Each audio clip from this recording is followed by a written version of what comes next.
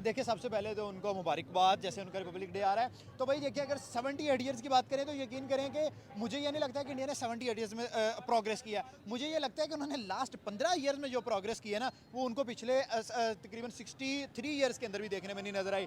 पाकिस्तान और इंडिया 2010 तक almost same state में खड़े थे। जो हालात पाकिस्तान के थे वही इंडिया के थे। अगर 10 घंटे यहाँ लोड शेडिंग है, 10 घंटे वहाँ थी।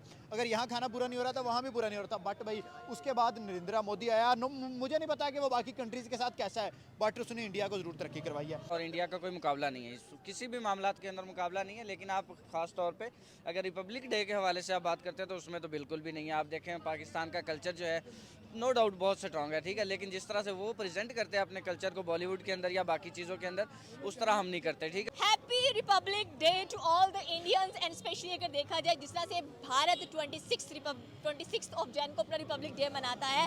78 ईयर्स हो चुके हैं इंडिया को फ्रीडम, लिबर्टी, लिबरेशन हासिल करते हुए, और क्या प्रोग्रेस की है इंडिया ने।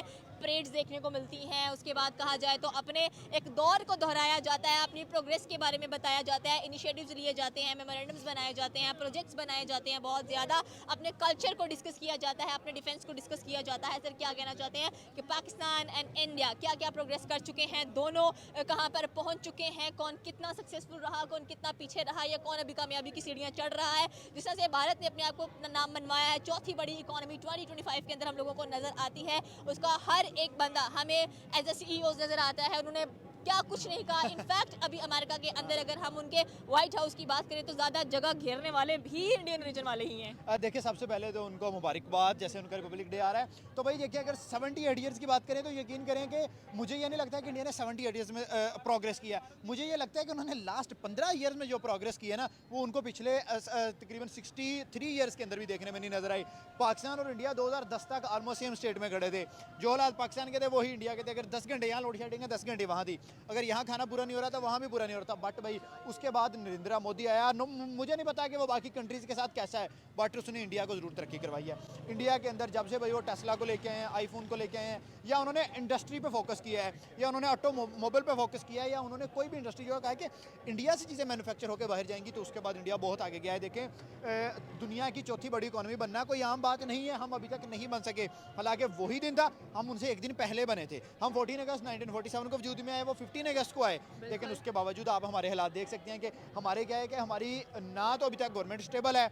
आते हैं 6 माह, साल, 2 साल, 3 साल रहते हैं और निकल जाते हैं। वहाँ पे 15 साल से एक ही बंदा चल रहा है। 3 इलेक्शंस कंसेक्टिव एक ही बंदा जीत गया। और उसके बाद आप देखें कि भाई रिलेशंस की बात कर रहा हूँ। अब यूरोप के कोई कंट्रीज देख लें, रशिया, अमेरिका, चाइना के साथ क्लैशेस भी हैं, बट उनके साथ प्रोजेक्ट्स भी हैं। दुनिया के दुबई, सऊदी अरब, आप देखेंगे मुस्लिम कंट्रीज, इवन के कतर, उसके बाद तुर्की, जो ईरान, जो भी मुस्लिम कंट्रीज़ हैं, उनके भी इंडिया के साथ अच्छे रिलेशंस हो गए हैं। क्योंकि भाई वो प्रोग्रेस जो है ना, डे बाई डे बहुत ज़्यादा आगे निकलते जा रहे हैं। और इसमें कोई शक नहीं है कि 2028 तक या 2030 तक वो दुनिया की बेस्ट इकॉनमी बन जाएंगे। और जो डॉलर में ट्रेड होती है ना, मुझे लगता है कि हमें ये ट्रेड देखने में किस में मिलेगी, इंडियन रुपीज़ के अंदर। अब देखें, हमारा 1 रुपये, सॉरी, हमारे 3 रुपये और इंडिया का 1 रुपये हो गया है ऑलरेडी। और अगर 2 साल और आगे चले गए तो मुझे लगता है कि 6-7 पे बात पहुंच जाएगी। हमारा पाकिस्तान कितना नीचे आ गया कि अफगानिस्तान की इकोनॉमी ऊपर निकल गई, या टका, हम कहते थे टके का बंदा नहीं है, वो टका भी हमसे आगे निकल गया। मेरा ख्याल 1.5 रुपये या 1.25 के बराबर चल रहा है। तो हमारी फिर क्या वैल्यू है? हमारा और उनका कंपैरिजन देखिए, टू बी ऑनेस्ट हमारा और उनका कंपैरिजन नहीं है। बिल्कुल आपकी बात से ये कंपैरिजन बनता नहीं है, और प्रोग्रेस के लिहाज से तो बिल्कुल नहीं बनता, क्योंकि पाकिस्तान अभी प्रोग्रेस कर रहा है, और मे भी कर भी जाए बहुत अच्छी प्रोग्रेस। और सेकेंडली अगर देखा जाए, बिल्कुल होप रखना चाहिए, क्योंकि उम्मीद पर दुनिया कायम है। जिसने उम्मीद रखी है वो आज कामयाब नजर आ रहा है। एंड सेकेंडली जाहिर सी बात है, everybody celebrate their defence day, their Republic Day, और 23 मार्च को हम भी कुछ ऐसा ही सेलिब्रेट करते हैं। तो हम क्या कुछ बताने वाले हैं अपनी नेशन को, अपने यंगस्टर्स को, कि भाई ये चीज़ें आपको करनी है ताकि मुल्क जो है वो तरक्की की तरफ जाए। यार मुझे लगता है कि आपको भी जो नुमाइंदा बनाना है ना, जो आपका प्राइम मिनिस्टर, प्रेसिडेंट है, वो निचले तबके से लेके। मोदी कहाँ से आया? एक चाय वाला, टी स्टॉल वाला प्राइम मिनिस्टर बन गया। उसे पता है कि जिस बंदे की 15,000 से कम सैलरी है, उसके मसले क्या हैं। उसे पता है कि उसने रोटी कैसे पूरी करनी है, उसने मकान कैसे पूरा करना है, उसने खाना कैसे पूरा करना है। हमारे जो अनफॉर्चुनेटली हैं वो ख़ानदानी सियासत चल रही है। जो हमारे यंगस्टर्स आ रहे हैं, बिलावल जैसे या बाकी बच्चे, उनको पता ही नहीं आप पॉवर्टी क्या है, ठीक है। वो तो मुंह में सोने का चम्मच लेके पैदा हुए और सोने के चम्मच को कैरी कर रहे हैं। वो बंदे जो फ़ॉरेन से पढ़े, फ़ॉरेन में स्टडी की, फ़ॉरेन में रहे, आगे पाकिस्तान पे रूल करना शुरू हो गए। नहीं, आप किसी ऐसे बंदे को उठाओ जिसने अपने ज़िंदगी के 30 साल 40 साल 50 साल 60 साल पाकिस्तान को दिए हैं, उसने पाकिस्तान की सड़कों पे धक्के खाए हैं, उसने पाकिस्तान की धूल छानी है, उसके बाद देखना पाकिस्तान तरक्की करेगा।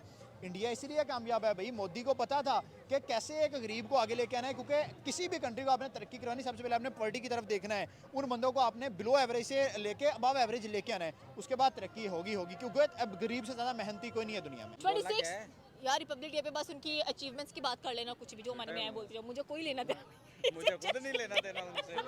चले 26 of Jain 2025 India celebrating it's Republic day, जहां पर हमें बहुत ज़्यादा कुछ देखने को मिलने वाला है। परेड है, उनके कहने के डिफेंस से रिलेटेड बातें की जाएंगी, सेकेंडली कल्चरल रिफॉर्म्स हमें बहुत ज़्यादा नजर आएंगे। तो सर क्या क्या तरक्की आपको देखने को मिली इन 78 ईयर्स में बिटवीन पाकिस्तान एंड इंडिया? कौन प्रोग्रेस कर गया, कौन पीछे रह गया, कौन अभी इसी दौड़ में शामिल है, कौन कितनी तरक्की करने वाला है, और किसकी हुक्मरानी जच रही है, और कह लें कि और क्या कुछ देखने को मिलने वाला है इन द अपकमिंग ईयर्स?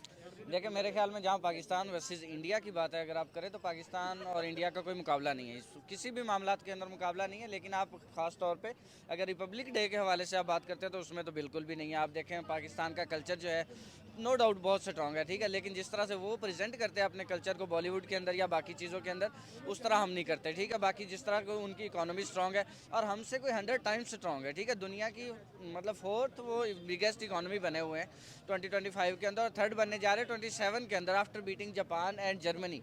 तो ये कोई छोटी बात नहीं है। जिस तरह अगर आप बात करें तो फिर पाकिस्तान तो कहीं पे भी नहीं आता। पाकिस्तान तो देखें बांग्लादेश से पीछे आगे निकल चुका है, श्रीलंका इससे आगे निकल चुका है, और अफगानिस्तान इससे आगे निकल चुका है, और ये वो हैं जो हमारे से पीछे हुआ करते थे। इवन इंडिया हमारे से पीछे हुआ करता था स्टार्टिंग डेज में। उसके बाद अभी आप किस तरह मुकाबला कर सकते हैं? पाकिस्तान इंडिया कोई मुकाबला नहीं है। हाँ, इंडिया का जो बड़ी नेशन के साथ मुकाबला चल रहा है उस पर बात हो सकती है।